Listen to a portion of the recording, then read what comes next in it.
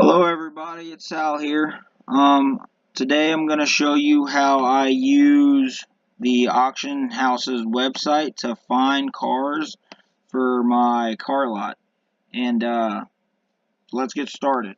So I go to the search bar, I type in IAA, I search that, then I come down here, I mouse over this link and I click on it, and then I go to the website search bar. And I'm going to put in Dayton, Ohio, because that is the city and state where the closest auction house is in. And it just happens to be right down the road from me. So the plan is to search that, Dayton, Ohio. It'll pull up this page. It shows 1,593 cars in the auction yard. That's not how many are actually going to be up for the auction. The auction for this house is every Tuesday, and it varies from auction house to auction house. So one of these auction houses is in Cincinnati, Ohio, a couple miles from me, and its auction day is Thursday. So it's different from house to house. But from this page, you're going to click on Run and Drive. And then I click on Run and Drive because I want run and drive vehicles. I don't want to buy anything that doesn't run and drive. But you can search for a bunch of stuff. You can search for cars that don't drive. You can search for cars that start but can't drive for, whatever reason, being a missing tire or wheel or a missing or damaged suspension parts. I mean, they are there. The very first car I bought actually was the very first car I bought to sell was a 2006 Chevy Malibu Max, and I just bought it on a whim because I hadn't bought anything yet, and it was a non-driving vehicle, but it started, and I didn't even look at the car. I really lucked out because back in those days I was just scrapping these cars. I was buying the junk and taking it to the scrapyard. That's when prices was up on scrap, and so it had been smacked in the back end, and the suspension was damaged, the lower control arm, I think it was. And the wheel, it had like some super awesome camber, but it wasn't drivable. So I brought it home, and actually my girlfriend noticed it, and she was like, wow, this is really nice, you should sell it. And I was like, I'm not selling this piece of junk. And then I looked at it, and I was like, well, it is actually pretty nice. And then I looked at the damage, and I was like, I could definitely do this. And so I ended up repairing it, and she drove it around for a couple months. She fell in love with it, and then I took it away from her, and I sold it, because we're here to make money. We're not here to fall in love with cars. So, anyways, just a little tangent, but anyways, Dayton, Ohio, Run and Drive. The next thing we're going to search for is the week of the auction. So this, like I said already, this auction house's auction is on Tuesdays. Right now it is Thursday, January 17th, 2019. And you go off of the calendar week. So it starts on Sunday and ends on Saturday. So we will click next week. And that'll pull up this tab here, January 20th to January 26th. Alright, once we got here, we've narrowed it down to 95 cars. We want to come down here to these year tabs. We'll click on this, and we want to go from 1970 to 2006. And I picked these years because you get the best bang for your buck. You're not spending a whole lot of money. If you go over 2006, the prices increase a lot. You start spending upwards of $1,000 to more on cars, and honestly, if you even get close to 1970, it's the same.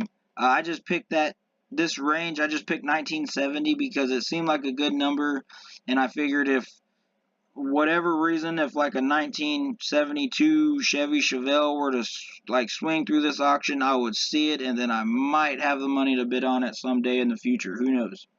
But I probably wouldn't, and it's just a number that I picked to capture the majority of the cars. You don't really find too many cars that come through this auction that old. But yeah, close to 1970 they get expensive. Over 2006 they get expensive. So once we have the search parameters in here, we've narrowed it down to 36. We are going to scroll down a little bit and pay attention to this side area over here. That's the area for your years. You can search, you can narrow down by vehicle type. You can narrow down by specific make. I don't like to do that just because I don't care. All cars are the same except for Honda. They make the best. Well, they used to make the best. 1990s Hondas, can't beat them. But that's a topic for another video, I guess. We want to worry about condition. We want higher mileage. So you're gonna, let me scroll down a little bit more. You'll hover over condition with your mouse, and it'll pop up this little screen here, and you'll kind of just mouse over to it. If you even come off it a little bit, it disappears.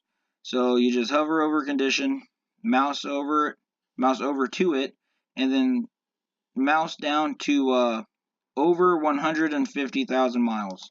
You click on that, and this is the search criteria that I always use every single time. This is what I search for, and I do pretty good. So this will net us cars that we can buy for $500 and under and sell for $1,000 with minimum time and effort and money invested into getting the car ready for sale. So let's start scrolling through and see what we have. We have 22 cars that we have to look at. So first off, here's the rows of vehicles. They post the pictures here. Here's the vehicle information. You can click on the picture. You can click on this blue link here, and it'll take you to the same page. It'll take you to this vehicle's page where you can look into more. Here's a stock number for the auction house. It's this vehicle's VIN number, how many mileage is on this vehicle. Here's some sell info. It's at the Dayton, Ohio auction. I can't remember what these things mean.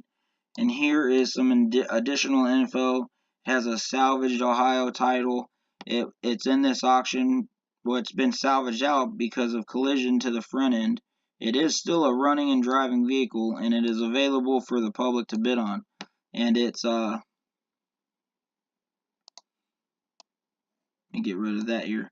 Its status is to be auctioned off this Tuesday, January 22nd at 8:30 a.m.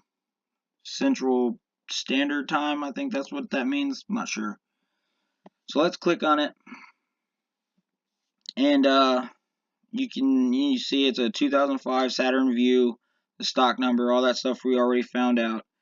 Here's a pre-bid button. Now the bid increments are $25 for this auction. So say, just because you win the pre-bid doesn't mean you win the vehicle. Say no one has bid on this vehicle yet. So if you were to put a $25 bid in, and then the pre-bid closes for this vehicle, which all pre-bids close the night before the auction, so it'll be Monday for this auction house. When the pre-bid closes and no one else bid on this car except you, that doesn't mean you would then have the high bid. You would have the winning high bid. But that doesn't mean that you win the car. That just means that you won the pre-bid. So the very next day, on Tuesday, when they start the auction, your bid would be the starting price for this vehicle. It would no longer cost $0 to win this car. It would cost $25. And if no one bid on it, and it just went for $25, then you would win the car. But they never let them go for just 25 ever. Usually on auction days, they always start these cars out at $150, and I have won cars for $175. I don't think I've ever won one for 150.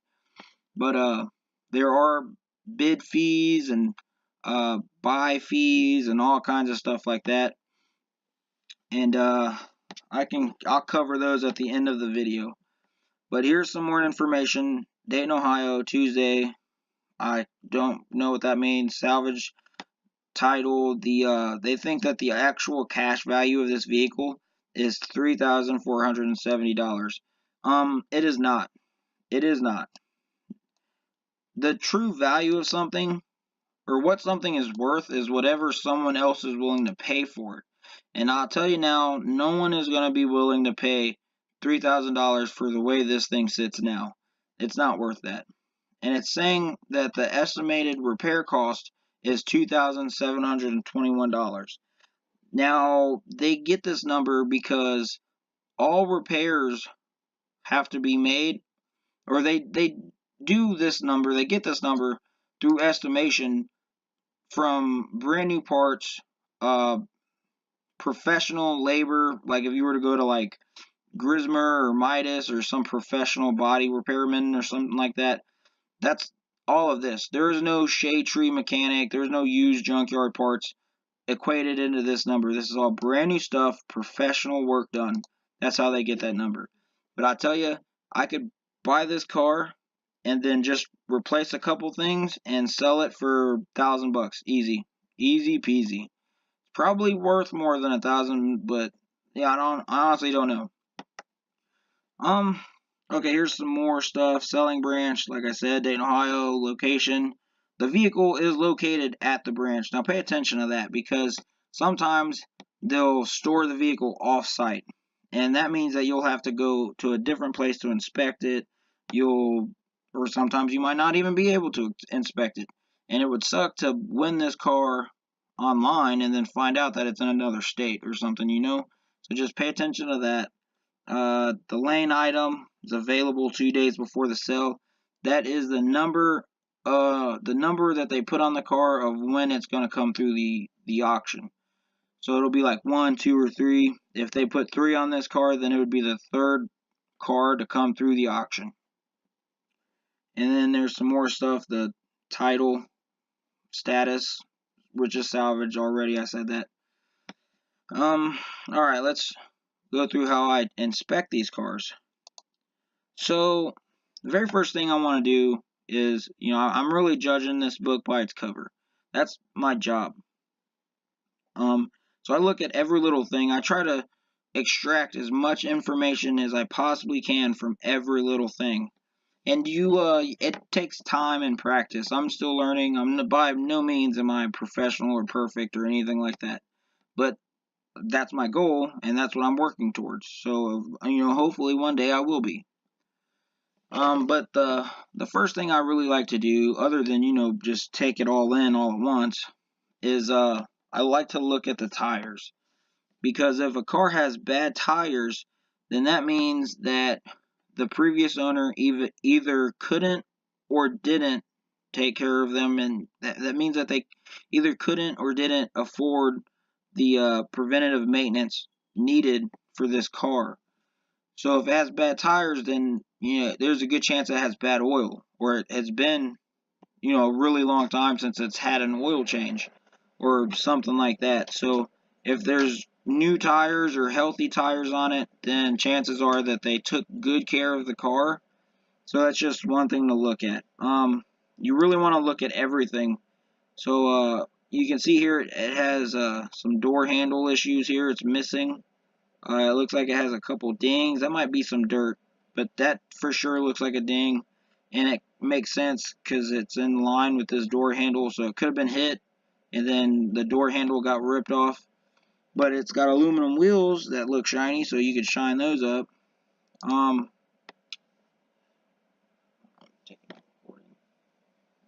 So if you look at the fender, obviously that fender is messed up. So You would have to replace the fender. Fenders aren't hard, unless it's like a Chevy Impala. Those fenders suck to take on and off. There might be something wrong with the wheel. That's why it's not on there. These wheels look aluminum, so it would be easy to break one of these wheels off its lug nuts. But it could just be a flat tire. Usually, if you see something like this, the wheel's usually in the back part of the car. You would have to then, you could probably call them, but from my experience, these auction houses don't like having their time wasted by stuff like that. They would probably throw you some attitude. They might give you some information on it if they could find it, or they would just simply tell you to come down to the yard and inspect it. But so you can, if for instance the wheel isn't on here and it's not in the trunk, it probably would cost like maybe 50-60 bucks to get a whole wheel and tire from a junkyard and just throw it on there. And you can find some really nice stuff at junkyards. I mean, don't ever think that you're too good for something, especially if you're trying to make money. So that's just a little tip. We see obviously the wheel and tire, the fender, and the rest of the body looks like it's in really good shape for 160,000 miles. We see a little damage here, and there's a little oxidation on the back bumper. But a trick that I've found is if you take a heat gun and you just let the heat gun get warm and then go over these black faded bumpers, it'll bring that oxidation out and it'll bring these bumpers back to looking black. And it works a lot better than that McGuire stuff or that Mother's cream stuff you can wipe on. Just a little bit of heat and it really brings the black out in these bumpers. You can just keep going through. It looks like maybe this door might be jacked up. It might not shut, but from what I can see, if the door isn't shutting here, you want to look at the body lines of the vehicle, and nothing looks out of place. Like everything looks factory. Like if, for instance, it got hit in the front end and it shifted the frame or the body, and it's keeping this door from closed, then the little gap here would be jacked up as well. Back here maybe. But everything looks like it's in working order. So maybe this door just needs a new hinge, or the little locking mechanism. The handle is obviously busted, so maybe that has something to do with it. Maybe they just left it open after taking these pictures so that way they could quickly get back in the car, because like I said, sometimes they do vacuum these cars out.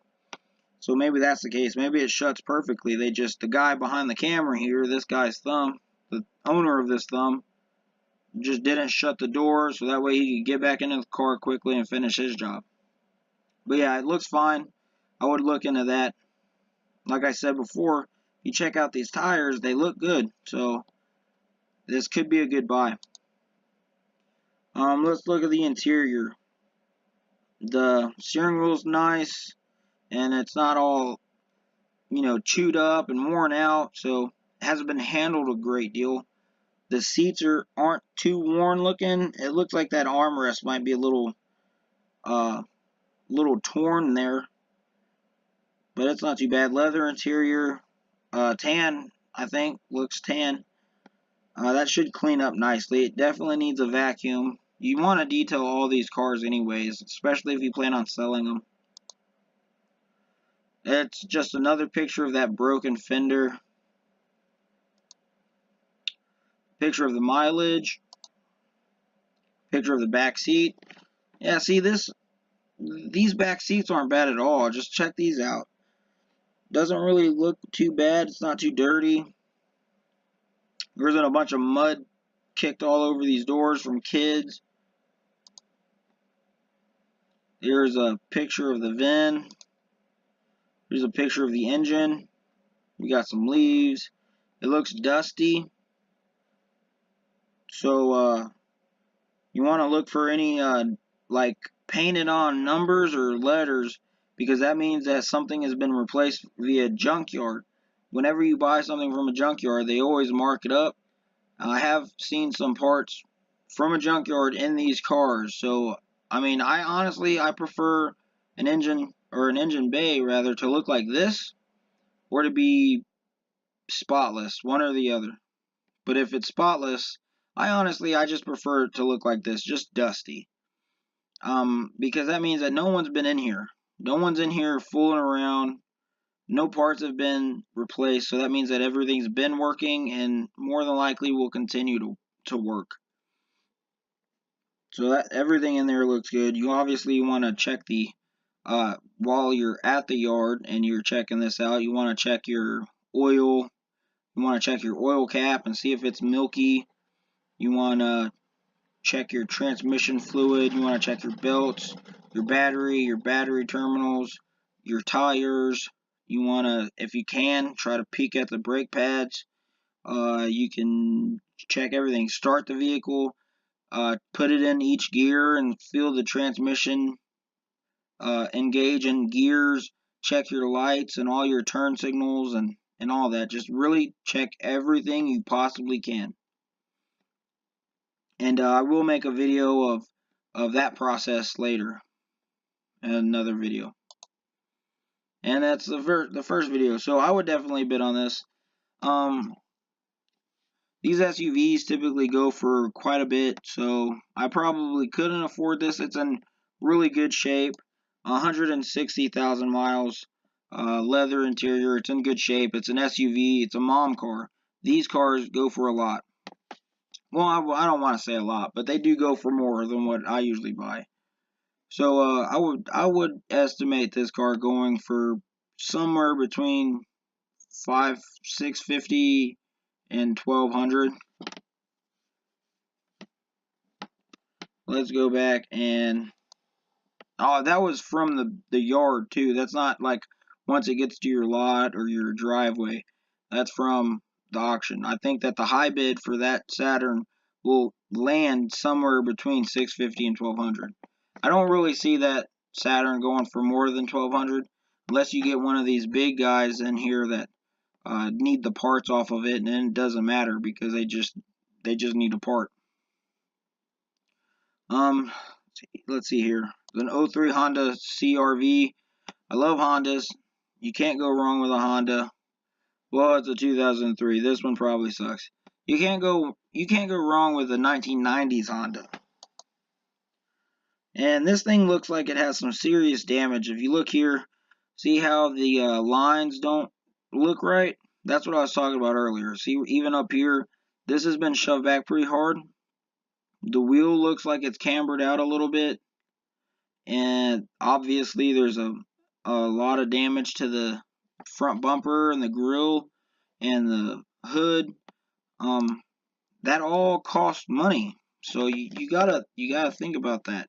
How much time and energy and money is it gonna take to get all of this back to normal, or at least close to normal? It never probably will get back to normal unless you do it or you have it done, all this work done professionally, but that's going to cost an arm and a leg. That's how you get this number right here, this estimated repair cost. Having all of this work done professionally with brand new parts. If you're going to start selling cars, or maybe you just want to buy a car or whatever, you will save a buttload of money doing all the repairs yourself and buying as many parts as you possibly can from a junkyard. But anyways, when you see a lot of damage here, the first thing you want to do is check the radiator.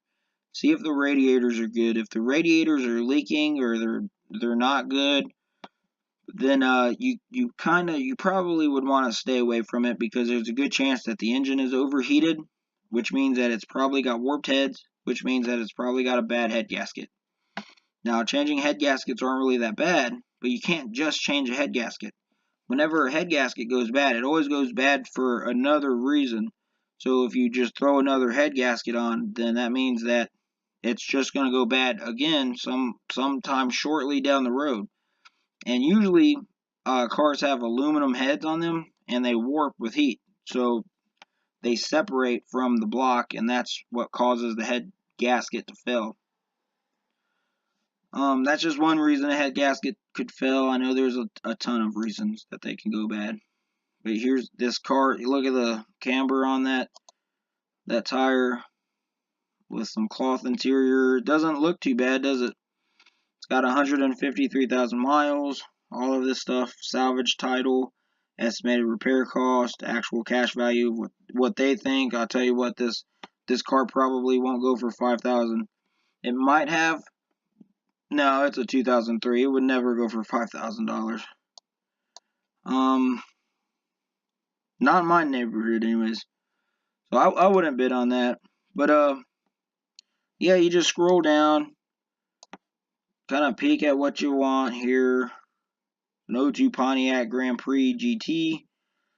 It looks good on this side. Some bumper damage. Looks good on, some chip paint rather, not really damage. And here's a good example of a car that you can just buy and sell after you detail it.